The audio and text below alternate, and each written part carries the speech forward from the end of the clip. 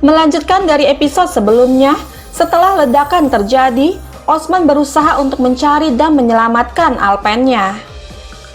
Di samping itu, dengan terus melihat ke arah pintu masuk goa, Olof mengatakan, "Osman, aku akan membuat gagak memakanmu, tapi goa ini telah menjadi milikmu."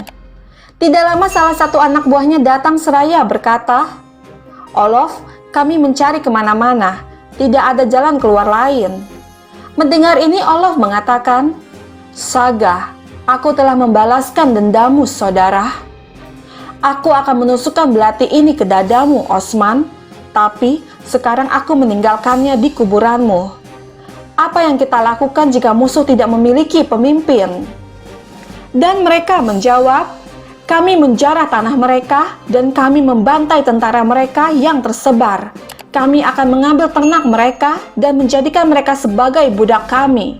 Kami membunuh mereka semua." Lalu Allah mengatakan, "Musuh berpencar tanpa kepala dan musuh yang tersebar diburu oleh kita. Kematian Osman akan menghancurkan Yenisehir. Setelah kekacauan, badai kita akan menghancurkan Yenisehir. Tapi pertama-tama, kita harus yakin bahwa dia sudah mati. Beberapa orang tinggal di sini, itu tidak mungkin, tetapi jika seseorang keluar, hancurkan mereka semua." Namun salah satu anak buahnya bertanya, "Osman sudah mati, Olof. Mengapa kita meninggalkan orang-orang kita di sini?" Dan Olof menjawab, "Kita harus yakin dia sudah mati, sehingga kemenangan kita tidak diragukan lagi. Orang-orang ini bukan untuknya, tetapi untuk mereka yang akan datang untuk membawanya keluar." Kemudian Olof dan yang lainnya pergi dari sana dengan menempatkan dua anak buahnya untuk berjaga. Sahabat, kita kembali lagi ke Osman. Dengan izin Allah, dia berhasil menyelamatkan para Alpennya dari tumpukan bebatuan. Namun sayangnya, pintu keluar goa tertutup hingga mengakibatkan mereka terjebak di dalam goa tersebut. Sementara itu, di Yenisehir, Mahlun bertanya kepada Aktemur, "Apakah ada kabar dari Osman Bey?" Dan Aktemur menjawab, "Tidak ada kabar, tapi mereka seharusnya sudah kembali sekarang. Berita yang kami dapatkan tadi malam. Mungkin mereka menggunakan Konur Alp dan menjebak Osman Bey."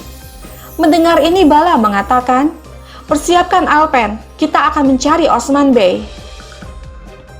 Kembali lagi ke Osman, dengan keyakinan dan kegigihannya, Osman terus berusaha mencari jalan keluar. Di samping itu, melihat keadaan Konur yang parah, dengan mengucapkan basmalah, Besungur mencoba untuk mengobati lukanya. Melihat Osman yang bersikeras mencari jalan keluar, Boran dan Cerkutai menghampiri seraya berkata, "Beim, kami tidak akan meninggalkanmu sendirian." Kemudian mereka pun berusaha untuk membuka jalan. Keesokan paginya, di Yenisehir, saat semua Alpen sudah siap, di sana Mahlun mengatakan, "Cari kemanapun Bala, temukan Osman Bey." Dan Bala mengatakan, "Kami akan menemukannya Mahlun, jangan khawatir." Lalu Mahlun mengatakan, "Berhati-hatilah, orang yang memasang jebakan ini melawan Osman Bey tidak akan berhenti. Kita dikelilingi oleh musuh kita." Dan Bala mengatakan, "Jangan khawatir." Namun Aladin bertanya, "Bagaimana jika sesuatu terjadi pada ayahku? Apa yang akan kita lakukan?"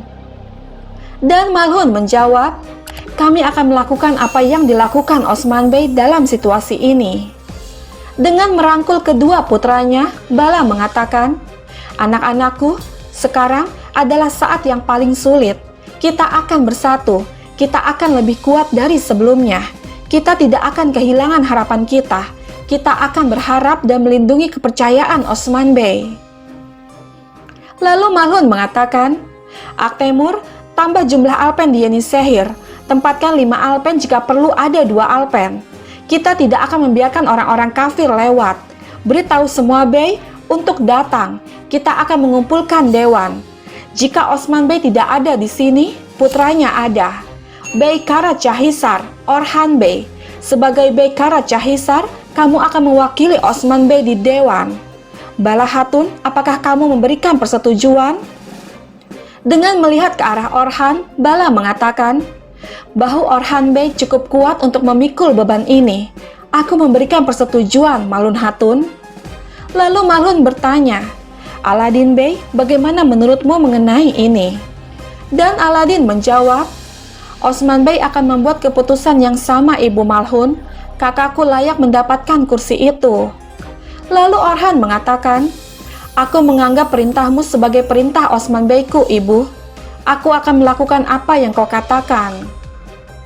Kemudian Malhun mengatakan, "Kalau begitu, Orhan Bey akan menghadiri dewan.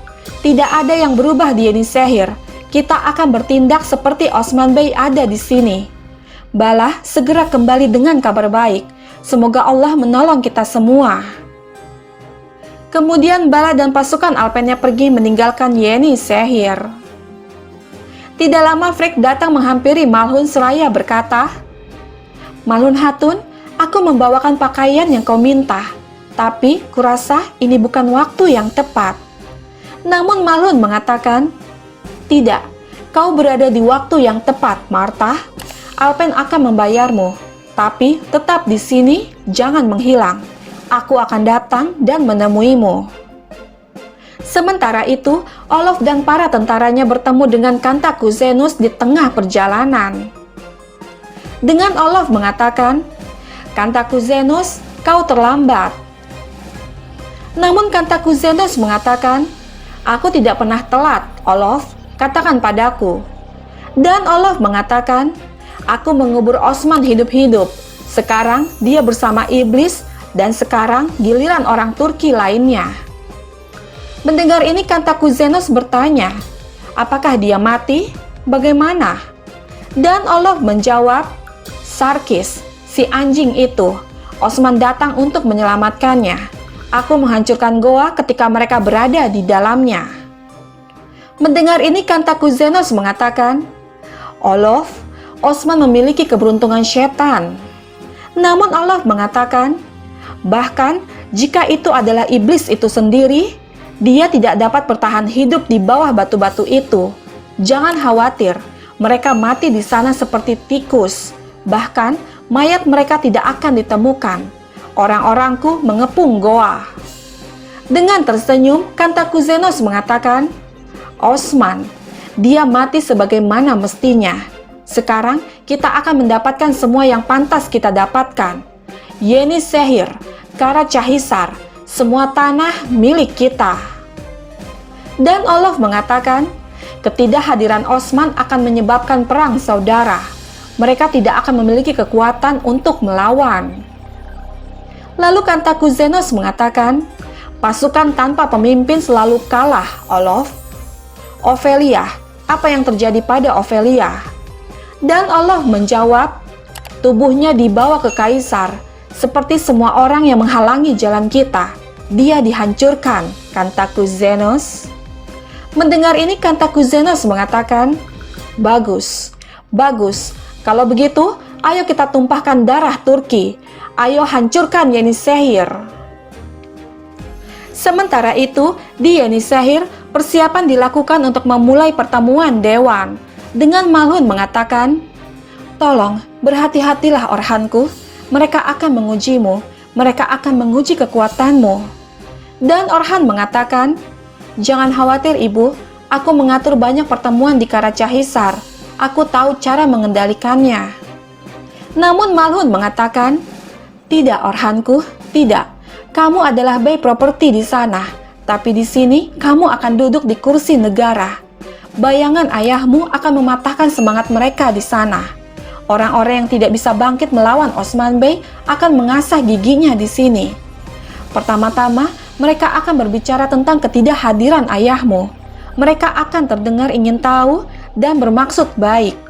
Mereka akan bertindak seolah-olah mereka mengkhawatirkan Beyim. Tetapi, akan ada orang yang tidak menginginkan Osman Bey kembali." Mendengar ini Orhan bertanya, "Kita memiliki banyak musuh di luar, tetapi ada begitu banyak orang yang berniat buruk di dewan kita, Ibu." Dan Malhun menjawab, "Mereka tidak ingin menjadi jahat, Orhanku. Setiap orang mencoba untuk mengambil sesuatu ketika ada keserakahan. kekuasaan, bahkan memikat nafsu orang yang paling jujur. Lalu Orhan mengatakan, "Jangan khawatir ibu, kami mendidik nafsu kami ketika itu lepas kendali. Semoga Allahku menjauhkan kita dari keserakahan. Kami bertanggung jawab untuk memberikan keadilan. Kami terlatih, biarkan mereka datang kepadaku.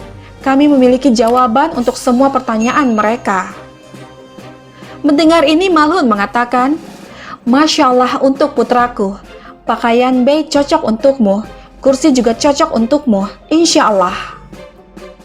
Dan Orhan mengatakan, "Insya Allah ibu, semoga Allah ada di sisiku.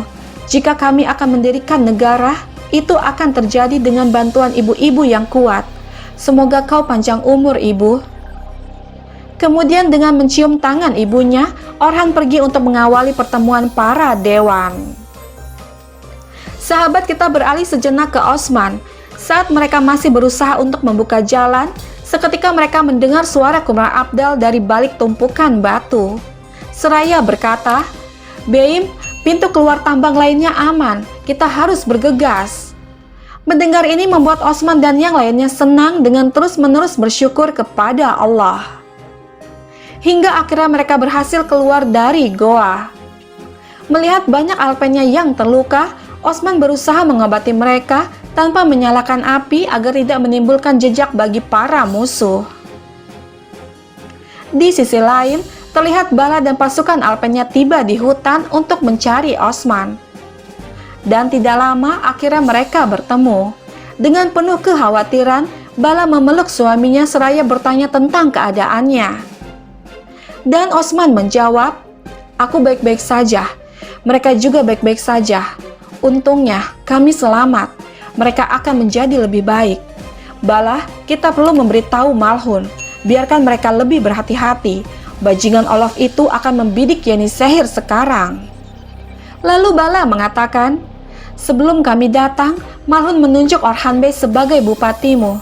Ak Temur menambah jumlah alpen. Kami mengambil tindakan pencegahan dini." Mendengar ini Osman mengatakan, "Bagus, kau melakukannya dengan baik. Tapi itu tidak cukup. Kita akan mengirimnya catatan. Mereka akan mempertahankan kota seolah-olah mereka sedang mempersiapkan pertempuran besar." Mendengar ini Bala bertanya, "Catatan? Mengapa kita tidak pergi ke mereka? Akankah kita membuat musuh kita bahagia?" Dan Osman menjawab, "Kita akan membuat mereka bahagia sehingga mereka akan mabuk karena kegembiraan mereka." Lalu Bala mengatakan, "Beim, kamu bilang musuh akan datang. Anak-anak kita, orang-orang kita, kemana kita akan pergi bukannya pergi ke mereka?" Dan Osman menjawab, "Ke Marmaracik. Kita akan pergi ke Marmaracik." Sahabat, bergabunglah terus bersama kami untuk mengetahui kisah selanjutnya.